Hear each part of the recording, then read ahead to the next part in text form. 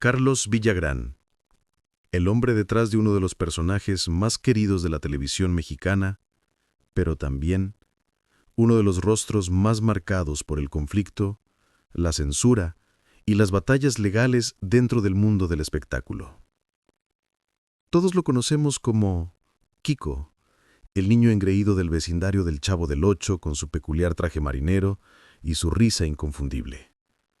Pero pocos saben lo que realmente ocurrió detrás de cámaras y cómo su historia se convirtió en una lección sobre poder, derechos y control dentro de la industria mexicana.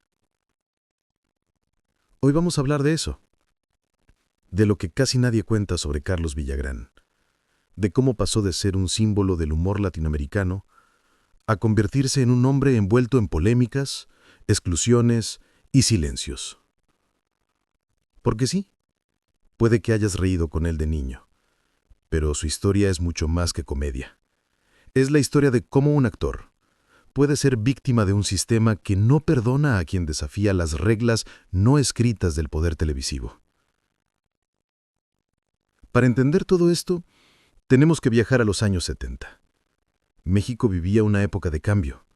La televisión comenzaba a consolidarse como el medio de comunicación más influyente, y Televisa era el gigante absoluto. En ese tiempo, Roberto Gómez Bolaños, Chespirito, ya se había convertido en una figura central, creando personajes que definieron generaciones: el Chavo, el Chapulín Colorado y, claro, Kiko. Carlos Villagrán era periodista deportivo antes de ser actor. Empezó haciendo pequeños sketches, hasta que Chespirito lo vio en un programa y lo invitó a formar parte del elenco. Así nació Kiko, un personaje tan exagerado y carismático que en poco tiempo se robó el cariño del público.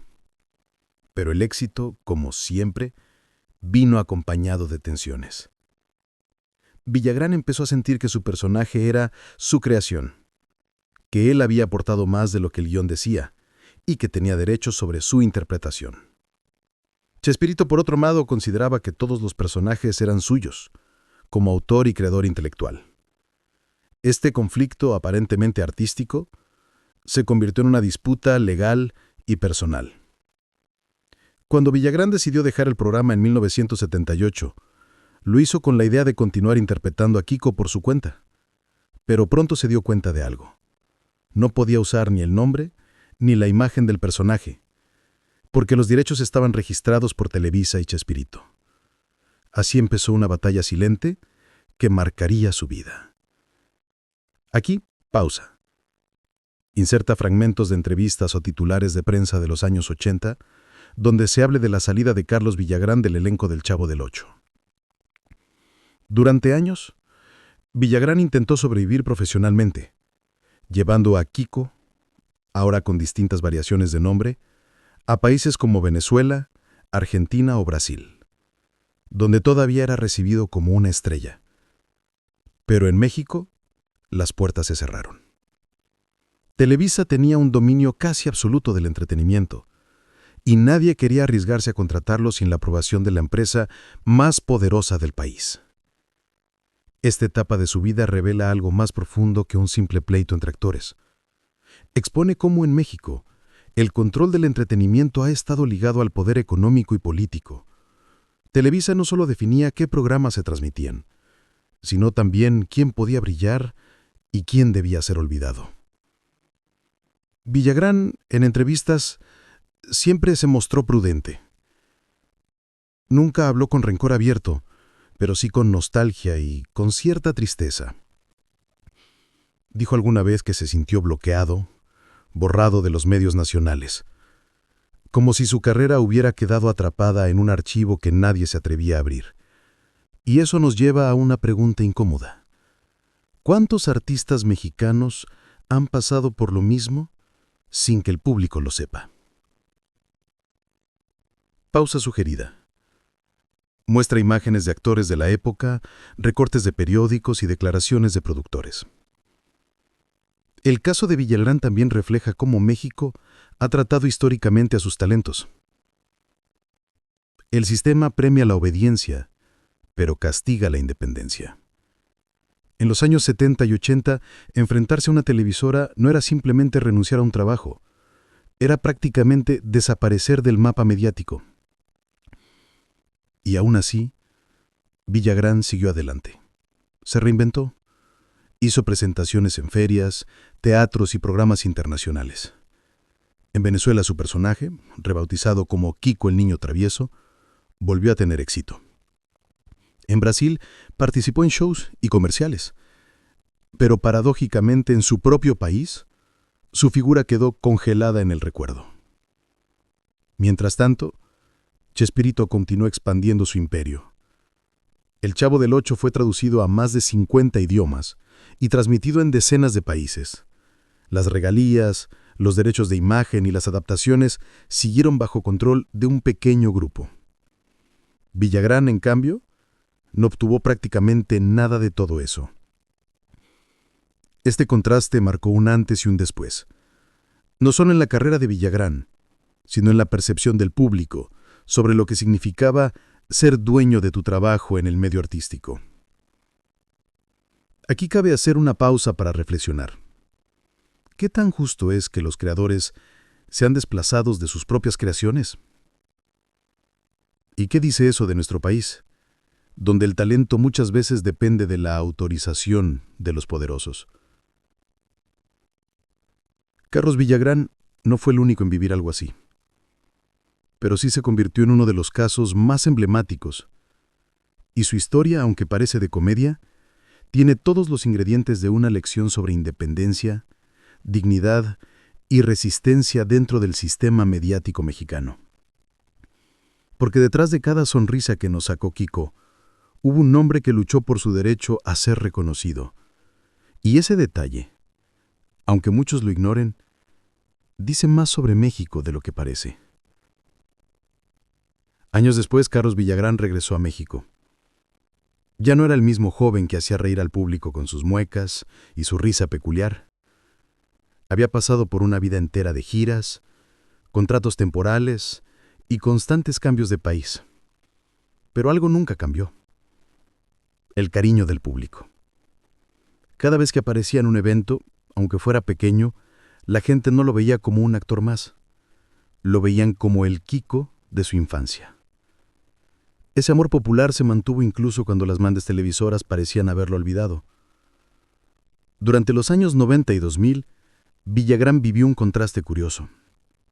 Por un lado, la nostalgia lo mantenía vigente, pero por otro, el sistema de medios seguía marcando distancia. Chespirito continuaba como figura central de Televisa, y la historia oficial del Chavo del Ocho se contaba desde una sola versión, la suya.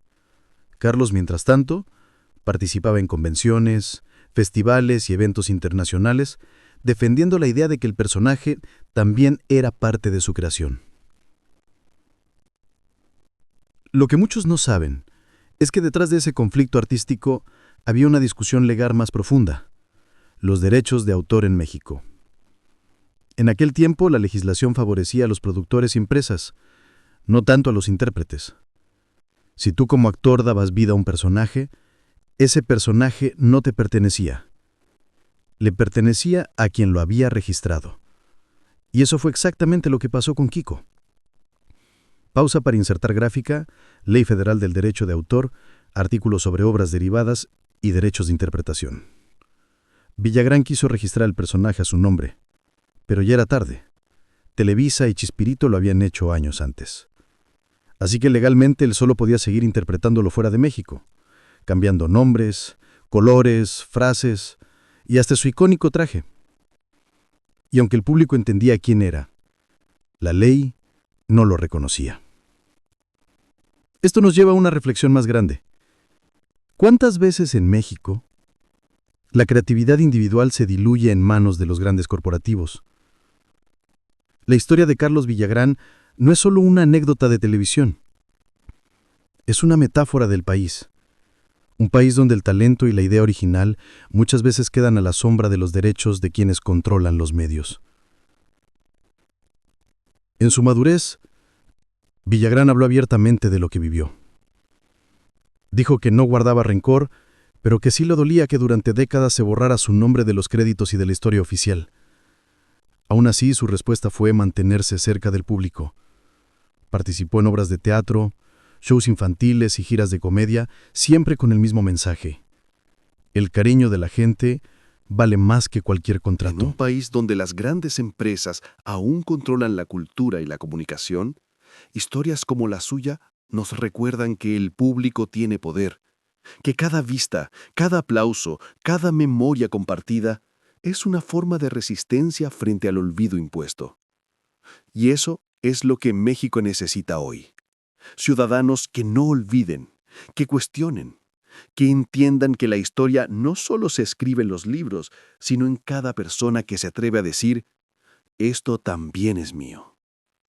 Carlos Villagrán no solo interpretó a un niño mimado, representó el espíritu de quienes, aunque sean ignorados por los poderosos, siguen de pie con una sonrisa. Su historia nos enseña que la fama puede pasar, los contratos pueden caducar, pero la huella humana, esa que se gana con autenticidad, nunca se borra.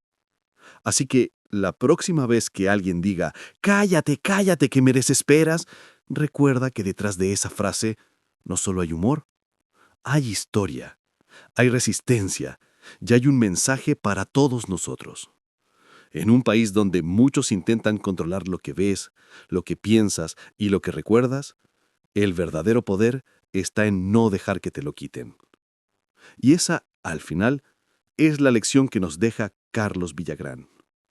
No se trata solo de quién creó al personaje, sino de quién se atrevió a no desaparecer. Porque entender la historia de Kiko es entender también la historia de México. Un país donde reímos, sí, pero también aprendemos, resistimos y seguimos contando nuestras propias historias.